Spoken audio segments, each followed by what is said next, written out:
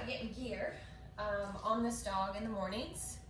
I have his muzzle set up nice and loosely. It's just to put gear on him because he gets so very nippy and bitey with his owners. We just haven't seen it out of him, but he will regress and try stuff, old habits with his owners. So we wanted to make sure we had a way to help with that. 2-inch rule, doesn't try to come out, nice and chill, good job. Just gonna put my leg right here to kind of block. It's best to squat like this. Piece of food in the bottom part of the muzzle. And just, he knows to put his head in, and I'll just flip it over his ears. It is loose, but it's really only there as like a temporary to get his gear on easily, quickly, easily. I'm gonna do e-collar and prong collar. I like to have control of the head first, so if the dog struggles. So I'll put this on him first, which is prong collar. Now, to be able to put prong collar on and crate, you really need to be able to do it without seeing, because I can just do it behind the ear without even looking at what I'm doing, which takes a little practice. Then the e-collar.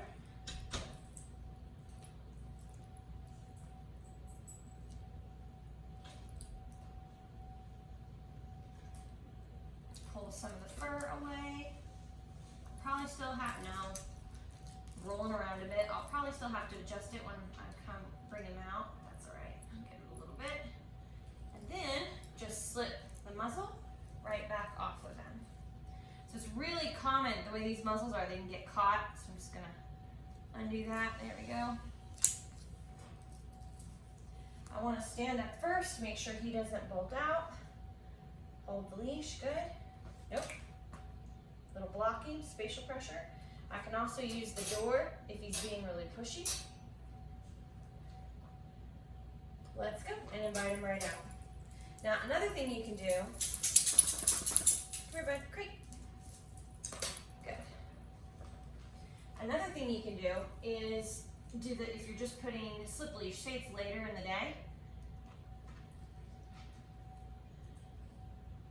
making sure I'm doing the right one, because his have the little rubber tabs on him.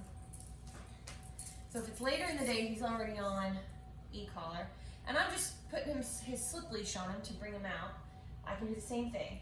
He eats while I slip it over the head, and then I tighten it up. And if he does anything, no, I freeze, say no, or move in and say no, and freeze. I don't throw my hands back, I don't yell, it's just a firm, clear no. So if I have to adjust gear and I just move right in, I'm very likely going to get a lot of this and trying to, be manipulative or nippy, licky, bitey, those kinds of things. And so I want to make it super clear. First, I just squat and freeze. Good. Then I pick up the leash. Good. Then maybe a little tension on the leash. See that right there, just on the slip leash? When I go in and check the e-collar, then I can go in and adjust it. And if I see any stress or anything like that, any pushiness, or even some of the excessive rolling over, I'm just gonna freeze. There's that paw right there. Freeze for a second. No, good. And it just makes him so much less intense as I go and adjust things. Isn't that right? All right, so I'm gonna put prong collar on him. So first thing is I just hold it for a second. If I feel like he's gonna be bitey, I just hold it for a second and freeze. So now I'm still fussing with it, I'm still moving, which can cause some jitteriness or excitement. So once I've got it together, I just freeze. Good. Now I could go in and try to just do it this way, very no nonsense. He'll let me, but some dogs would fuss more. So if that's the case and your dog's laying over, you just lay there. And your dog's laying over like that. Come here, Cosmo. Good. Just have him lift his head up, go right underneath and clip it. Good boy. It's easier if you bring their head up. Yeah, good job, buddy. Good job. All right, same thing if I come in and I go to take it off. I walk in, bend over or squat down and freeze. Good. Good. I'm just touching the collar. Second hand, good. You don't want to like come in, you know, too much like this, which can cause stress, so just here. Good.